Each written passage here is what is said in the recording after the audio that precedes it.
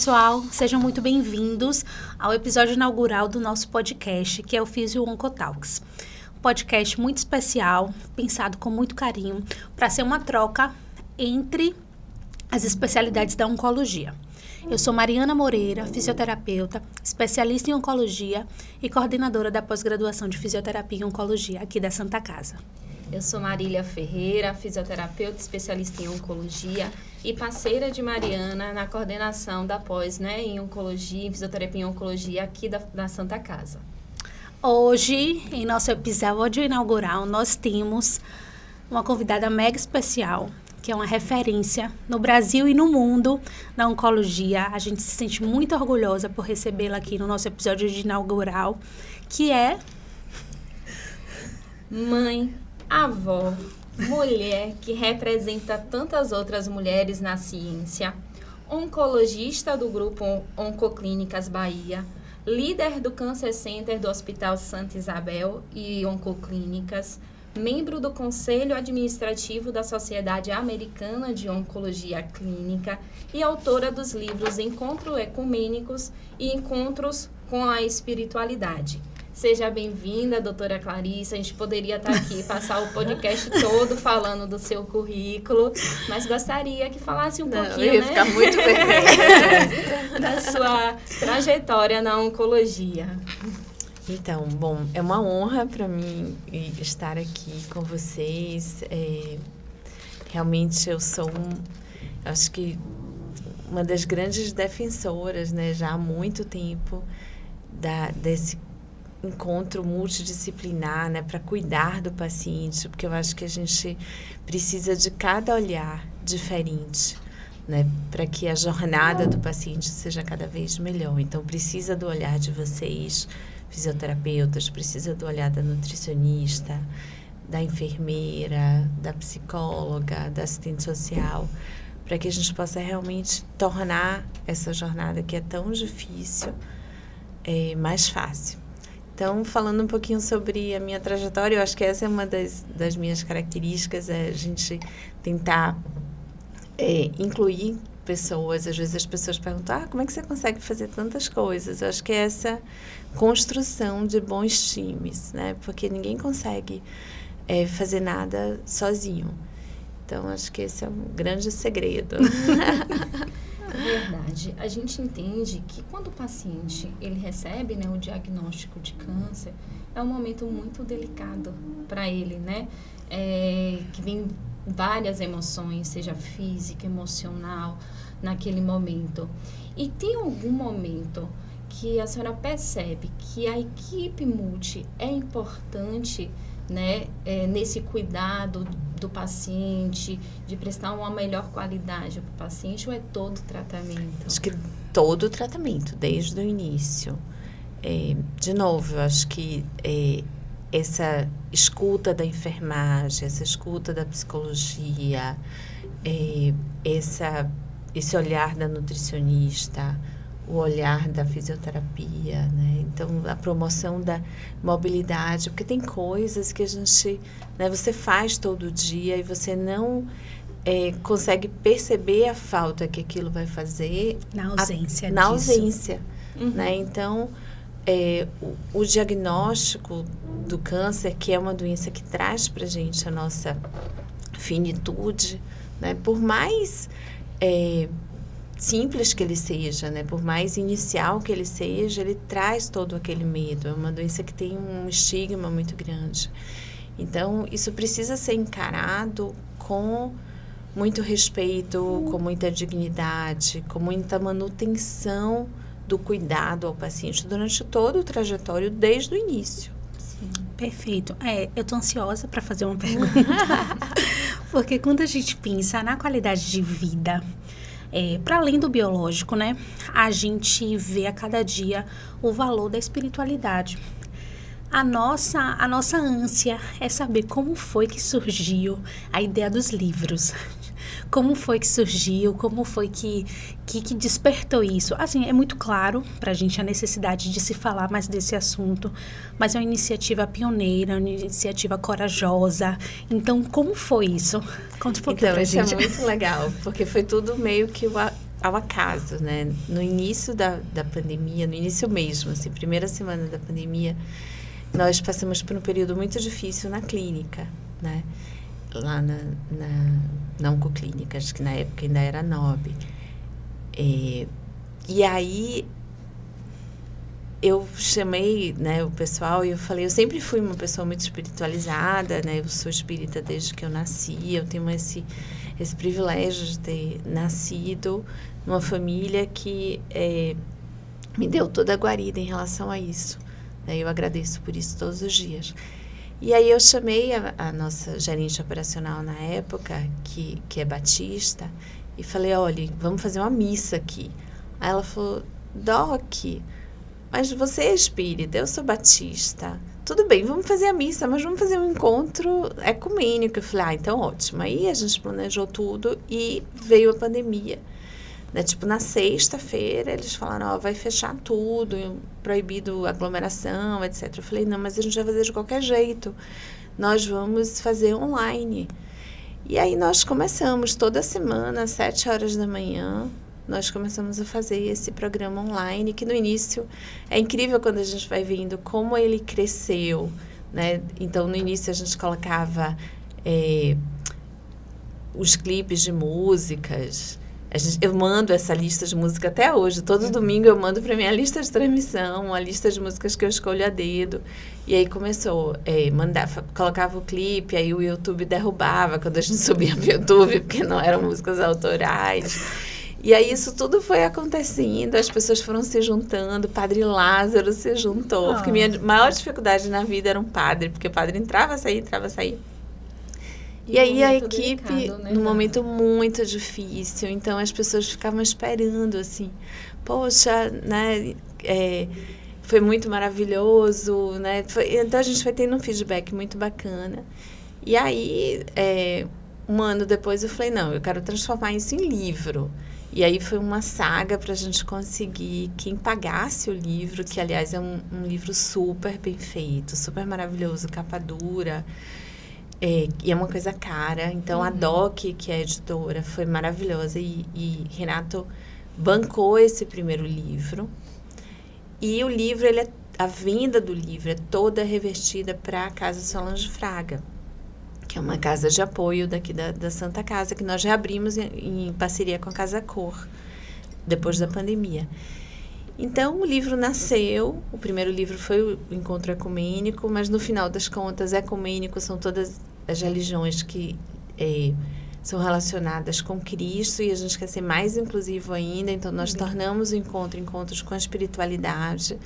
E aí nós conseguimos que a BMS patrocinasse o segundo livro, que vai ser lançado no dia 8 de abril aqui na Pupileira, e as inscrições estão quase esgotadas. De novo, a venda é toda revestida para as crianças.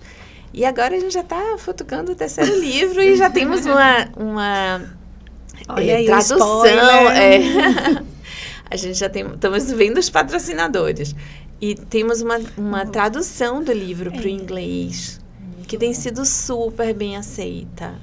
Então, como spoiler também, a presidente atual da Sociedade Americana veio falar comigo, porque ela falou, Clarissa, nossa, seu livro é tão bacana, e a gente está pensando em colocar várias coisas no encontro, o que era uma coisa assim impensada há alguns anos atrás.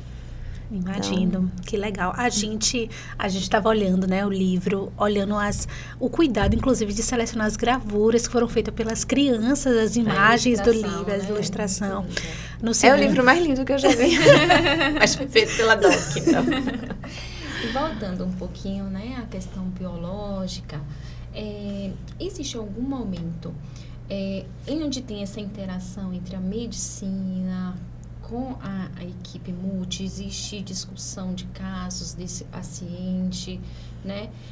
Como a equipe multi, ela adentra, né, nesse contexto, porque eu acho que vai muito também de instituição, né? Às vezes a gente percebe essa questão mais do doença, pensar só no cuidado da doença, né, e não em si no paciente completo. Então, existe uma figura hoje que é a enfermeira navegadora, que é fundamental, né, nesse link de todo o grupo.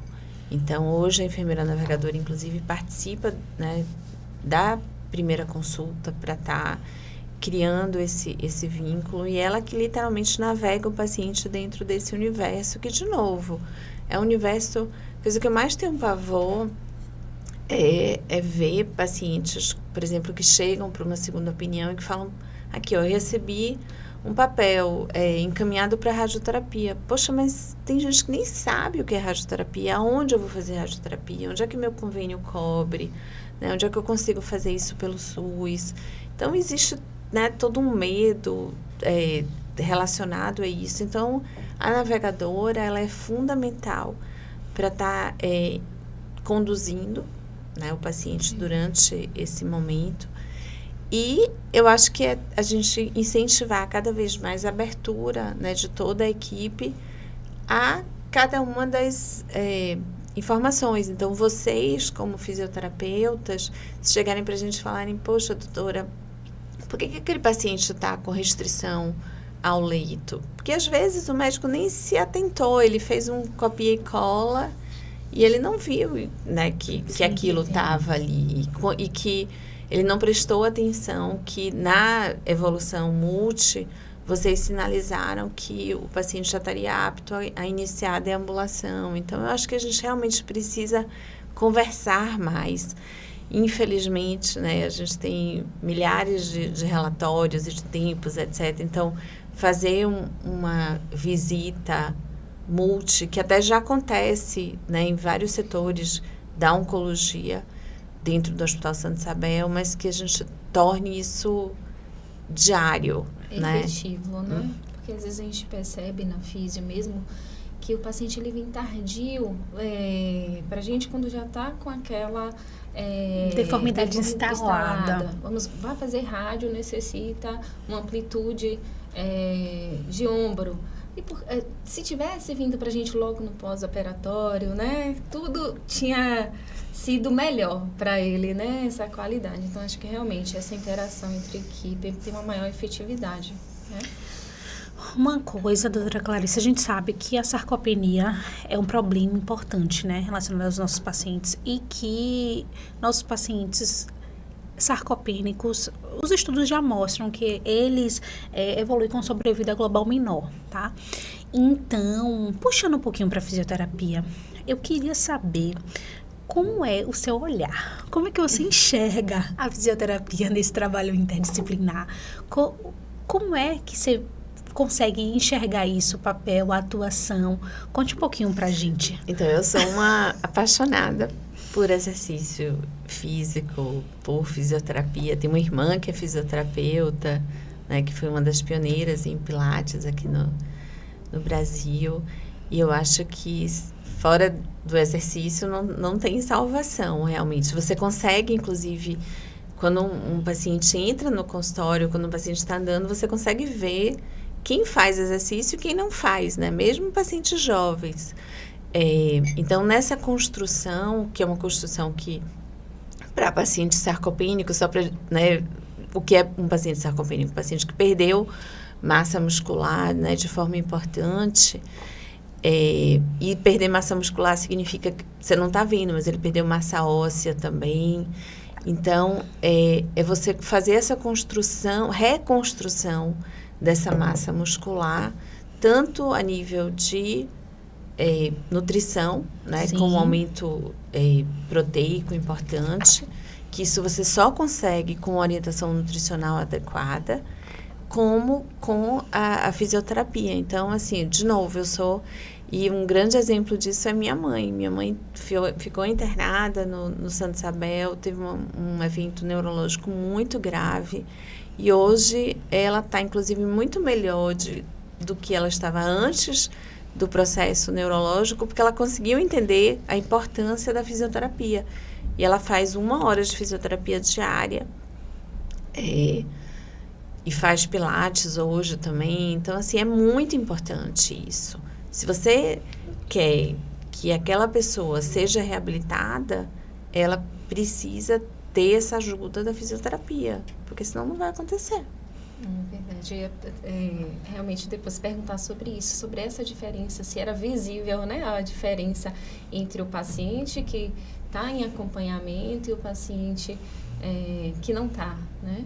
É muito visível. Então, inclusive, assim, todos os congressos, né, de todas as especialidades oncológicas, a questão do exercício físico, a importância, né, da perda de peso para aqueles pacientes obesos, do ganho de massa muscular para os pacientes sarcopênicos e da inclusão de exercício, né? E aí, quando a gente pensa em exercício, tem que ser um exercício orientado, né? A gente não pode simplesmente falar, tá, eu vou para academia. Se você mandar um paciente que, por exemplo, tem metástase óssea para academia, pode ser um desastre, né? Pra gente é um prazer ouvir isso, porque a gente vai nos eventos, no congresso, e a gente ouve muito isso. Inclusive, um boom que teve há uns 2 anos atrás foi muito da pré-habilitação cirúrgica. A gente via demais. Eu falei, Mari, cadê esses pacientes de pré-habilitação? Vamos atrás desses oncocirurgiões. Porque a gente vê falando muito, a gente vê que está em todos os guidelines, né? Falando no mundo, e os pacientes não chegam. E a gente sabe que os pacientes da onco são pacientes que confiam muito no seu oncologista, da equipe médica que está pertinho. Então, esse caminhamento para a gente é importante para que o paciente se sinta seguro. E a gente não via isso, né, dos pacientes vindo. Então, e às vezes a gente sentia um pouco assim que o paciente, na consulta a gente orientou que ele fizesse o exercício. Mas a gente sabe que isso é pouco, porque a gente precisa de um programa estruturado, com acompanhamento. E é isso que dá o resultado que é necessário. Então, quando a gente consegue enxergar que a especialidade médica vê isso também, que não é só o orientar o exercício, é o encaminhar, é entender que a gente precisa mesmo de uma padronização, que a gente precisa seguir uma rotina de exercício para a gente ter resultados bons. Uma coisa que é interessante, que a gente via, era o questionamento na questão tempo, né? Que alguns cirurgiões falavam assim pra gente. Falavam comigo, Mari, eu não posso atrasar minha cirurgia para você reabilitar. Claro, jamais, não é isso que eu tô falando. E isso era uma coisa assim que a gente ficava, porque eu precisava de um tempo, os guidelines orientavam a gente a fazer a pré-habilitação, sei lá, em 12 semanas. Imagina atrasar uma cirurgia 12 semanas. Não, era uma coisa meio... Quando os estudos foram vindo e mostrando uma pré-habilitação efetiva, em 4 semanas, eu falei, agora é meu momento. Não, e nós temos, por exemplo, acho que a pré-habilitação para cirurgia pulmonar, né, que para mim é uma das mais importantes. Você tem normalmente aquele paciente tabagista, que tem várias comorbidades. Mas hoje a gente tem, por exemplo, neoadjuvância. Então, isso realmente aumenta seu tempo. Mas eu acho que o maior gargalo, Mari, não é isso. O maior gargalo é você ter essa linha de encaminhamento. Perfeito. Porque, assim, o convênio vai pagar, aonde isso vai ser feito, né? Como é que eu chego a isso? Como é que eu vou ser encaminhado? O acesso. Eu acho que esse é o maior gargalo que a gente tem. É verdade. Os custos, né? Relacionados ao tratamento. A gente sabe que, na verdade, para o paciente SUS, isso é um pouco ainda distante, né? Porque a gente não conseguiu ainda estabelecer um fluxo importante para que isso ocorra. Mas já é uma coisa real, a gente já consegue fazer no número menor do que a gente gostaria, mas assim, já é uma coisa que tem avançado, mas é um desafio diário, na verdade, a gente convencer, estabelecer esse fluxo e alcançar nossos pacientes SUS. Mas mesmo nos convênios é difícil, porque a gente sabe que o reembolso, né, por cada uma dessas atividades é muito baixo. Então, você tem vários locais que não estão atendendo vários tipos de plano. E para o paciente, principalmente para o paciente, né, da Bahia, né, que tem um ganho muito menor, é difícil você pensar que ele vai conseguir custear. Isso é uma coisa que a gente tem que pensar nisso como médico. Já se passa lá eu sou uma médica de remédio barato, porque você tem que pensar que você dá uma receita de um remédio que custe 300, 400, 500, 600 reais, é difícil o paciente chegar numa farmácia. E a mesma coisa com essas outras especialidades afins. A gente reconhece que não é um tratamento barato e que também a logística do plano de saúde não nos favorece. Então, o tratamento, infelizmente, ainda para quem pode pagar, para quem prioriza, porque as negociações com os planos, né, são difíceis, são... tudo muito complicado. É tudo muito complexo. Agora, doutora Clarissa, eu queria te perguntar uma coisa sobre tem algum evento, alguma abordagem, assim, marcante de paciente que você teria como compartilhar com a gente? Algum paciente, assim, que foi assim, que marcou carreira, que foi importante para as aulas, que quando você conta as pessoas entendem o verdadeiro sentido. Divide um pouquinho para a gente. Então, eu tenho uma paciente muito querida. Posso falar o nome dela porque ela já, né, assume todas as redes sociais. Hoje, inclusive, ela é uma embaixadora para o câncer de pulmão. O nome dela é Yane Cardim. E Yane chegou no meu consultório, ela tem praticamente minha idade. Ela chegou numa cadeira de roda há muitos anos atrás. E ela tinha passado em vários médicos tentando fazer um diagnóstico. Ela era fumante, então tinha todo aquele estigma em relação à questão do cigarro. E as pessoas não conseguiam fazer esse diagnóstico. Eu falei, não, você vai agora para o hospital e a gente vai fazer seu diagnóstico. Ela estava numa cadeira de roda muito grave. Nós conseguimos fazer o diagnóstico dela de câncer de pulmão. E ela, a princípio, respondeu um pouco ao primeiro tratamento, mas aí progrediu. E quando ela progrediu, foi exatamente quando a imunoterapia foi aprovada no Brasil. Então, ela foi uma das primeiras pacientes no Brasil a usar a imunoterapia. E hoje, meu problema com ela é botar ela para fazer exercício físico, porque ela até teve um tempo que ela estava jogando tênis, fazendo um monte de coisa, mas depois disso... então, hoje, meu problema com ela é controlar peso, fazer exercício físico. Um paciente que meio que cronificou, né? E é uma paciente muito querida, que assim... Aí são várias outras histórias. Eu acho que estava conversando essa semana com uma paciente que ela veio numa consulta, estava super triste. E aí, na próxima consulta, ela já veio bem melhor. E aí, eu estava dizendo para ela, nossa, é tão bom saber que você está tão melhor hoje.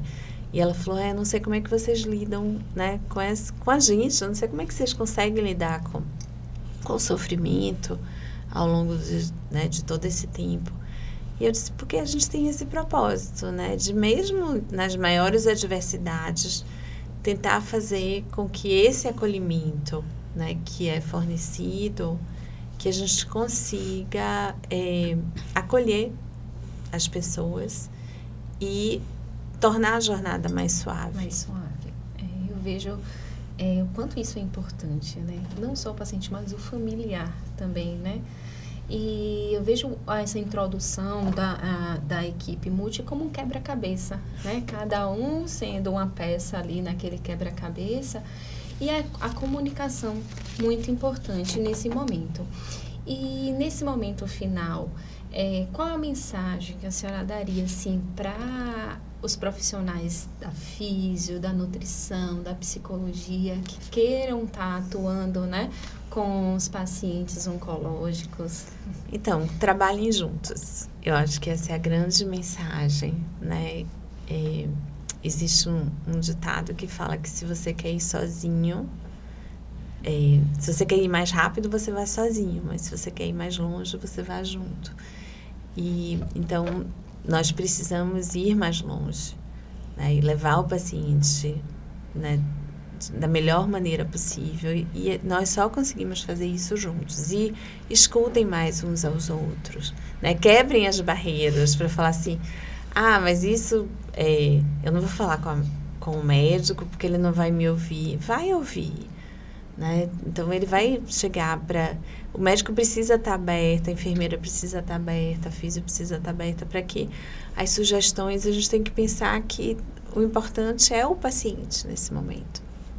Aproveitando que Mari perguntou da equipe multi, eu vou pedir, né, que deixe uma mensagem também para os novos oncologistas, para os estudantes de medicina, de como é que eles fazem, uma dica, um spoiler, para se tornar membros tão eficazes do corpo clínico, sabe? Como é que, porque quando a gente vê, dá uma olhada no seu currículo, dá uma olhada na carreira, a gente vê que tem uma trajetória muito bonita nisso, tem uma trajetória muito bem estruturada, mas tem uma biologicamente, estruturalmente, mas uma trajetória muito de amor, de cuidado, de espiritualidade.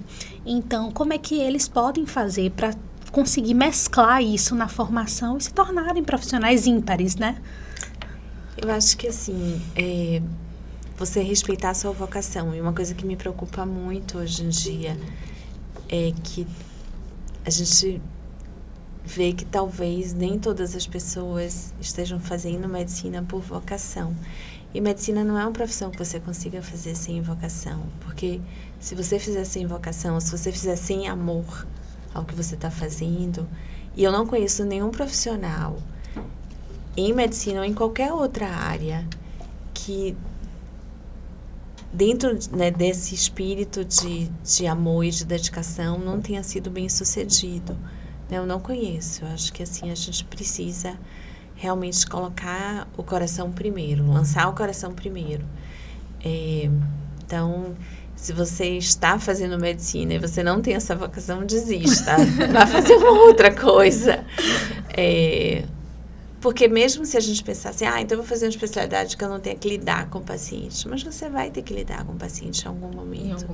E o paciente precisa desse respeito. Isso é verdade para qualquer especialidade ligada, né, à pessoa humana. Perfeito. Doutora, muito obrigada. Eu que agradeço a vocês. Passou tão rápido, né? É verdade.